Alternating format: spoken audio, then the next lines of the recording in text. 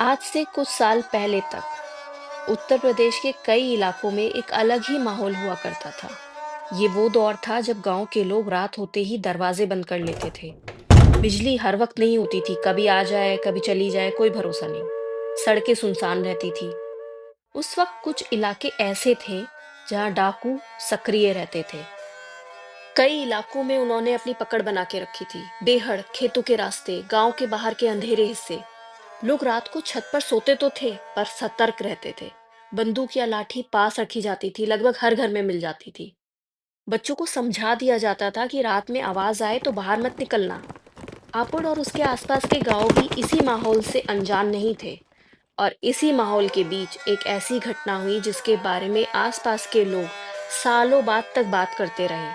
वो लोग कहते थे वो बाहर वालों का काम नहीं था, लेकिन कोई कुछ खुलकर नहीं बोलता था। सुबह के करीब 4:30-5 बजे का टाइम था। सूरज पूरी तरह निकला भी नहीं था, हल्का हल्का अंधेरा था।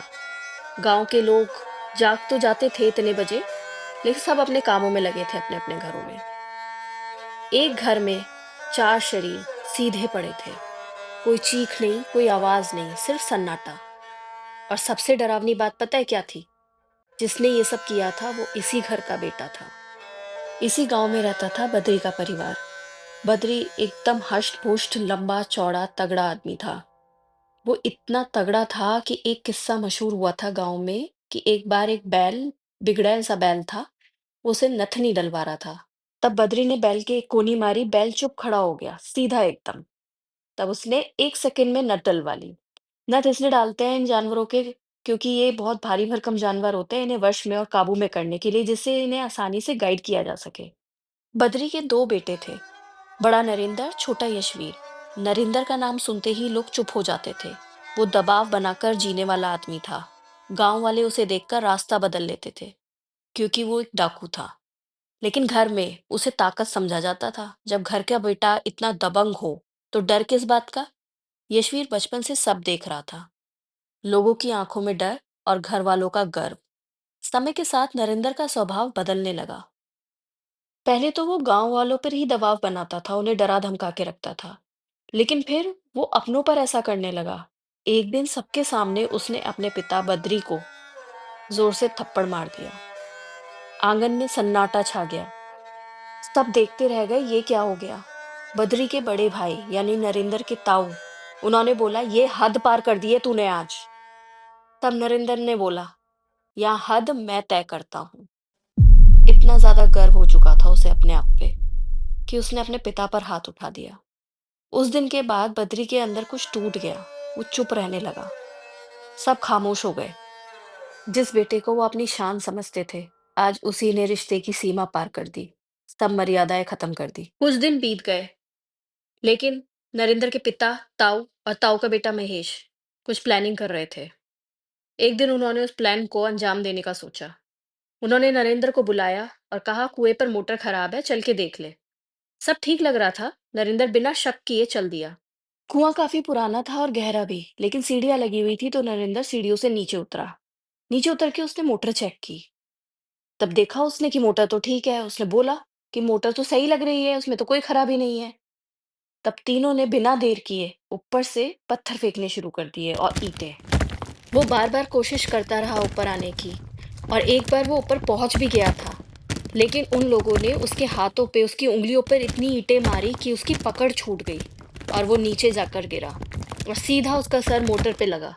और वहीं सब खामोश हो गया। तीनों ने गांव में जाकर बता दिया कि उसका पैर फिसल गया था।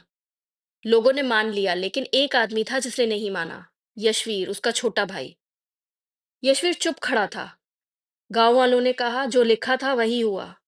यशवीर ने धीरे से कहा, सब लिखा हुआ नहीं होता। उस दिन उसने और कुछ नहीं कहा, लेकिन उसके अंदर फैसला हो चुका था। समय के साथ यशवीर भी कठोर होता चला गया, वो भी एक डाकू बन गया। लोग कहने लगे, बड़े भाई जैसा ही है। नरेंद्र की वाइफ नीलम की शादी यशवीर से हो गई। घर फिर सामान्य सा दिखने लगा, सब कुछ नॉर्मल हो गया। एक बेटा भी हुआ, लेकिन घर की दीवारें जानती थी, यशवीर के अंदर आग अभी भी बुझी नहीं थी।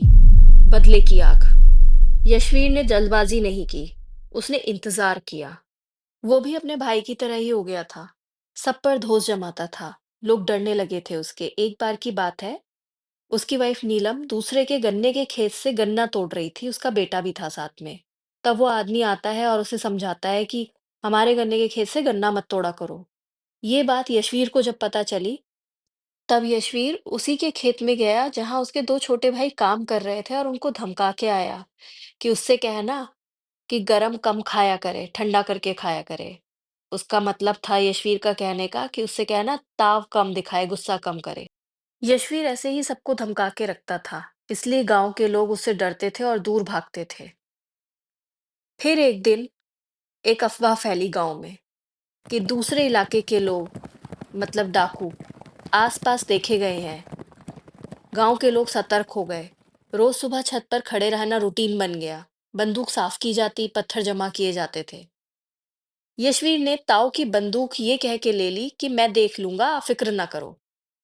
उसने अपने आदमियों से कहा, रोज सुबह गांव के चक्कर लगाओ, सबको, गांव वालों को यही लगना चाहिए कि दूसरे गांव के डाकू रोज यहाँ आते हैं। धीरे धीरे सबको आदत हो गई। फिर एक दिन यशवीर को मौका मिल गया। सुबह के 4:30 या 5 बजे थे, हल्का अंधेरा था। यशवीर ने अपने पिता से बोल रखा था और ताऊ से कि मैं देख लूंगा, मैं रखवाली कर लूंगा, आप लोग आराम से सो। ये कहकर यशवीर ने सबको निश्चिंत कर दिया। सब अपने कामों में लग गए। उनको लगा यशवीर तो सब देख ही लेगा, सब संभाल लेगा। फिर एक दिन यशवीर को मौका मिल गया। वो सीधा छत्ते से नीचे बैठक में आता है। वहां उसका कजिन भाई मुकेश बैठा होता है। सबसे पहले वो मुकेश को सर पे गोली मारता है। गोली की आवाज सुनकर ताऊ अंदर कमरे से आते हैं। फिर वो ताऊ को गोली मारता है। उसके बाद आती है पिता की बारी। लेकिन जब वो पिता को मारने जा ही रहा होता है, तब उसकी स्टेप मदर, यानी उनकी सौतेली माँ, जिसको वो मौसी बुलाता था, वो बीच बचाव करने आ जाती है और अपने पति के लिए रिक्वेस्ट करती है, मिन्नतें मांगती है, उसके सामने हाथ जोड़ती है कि यशवीर इन्हें मत मार, माफ कर दे, मैं जानती हूँ तू क्यों कर रहा है ये सब। लेकिन यशवीर के सर पे खून सवार होता है, वो बहुत ज्यादा गुस्से में होता है। वो साफ बोल देता है कि आज तो मैं सब कुछ खत्म करके ही रहूंगा, अब कुछ नहीं बचेगा। मेरे लिए तो तभी खत्म हो गया था जब मेरा भाई गया था।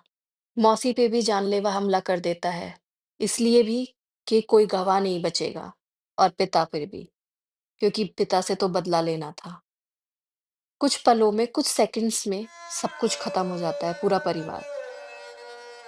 धीरे धीरे सारा गांव इकट्ठा हो जाता है और सबको यही लगता है कि शायद ये दूसरे इलाके के डाकुओं का काम होगा।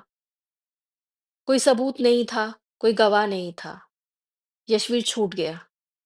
लेकिन कुछ सालों बाद सबको पता चला कि उसका एनकाउंटर हो गया है। यशवीर की वाइफ सब कुछ बेच-बाच कर, अपना घर, अपना खेत सब बेचकर अपने बेटे के साथ हमेशा के लिए अपने गाँव, अपने मायके चली गई। तो ये थी उस ज़माने की एक सच्ची घटना जब डाकू हुआ करते थे। अगर आपको ऐसी ही सच्ची घटनाएँ सुनना पसंद है, तो ट्रू स्टोरीज़ बाय तुषा को सब्सक्राइब करें।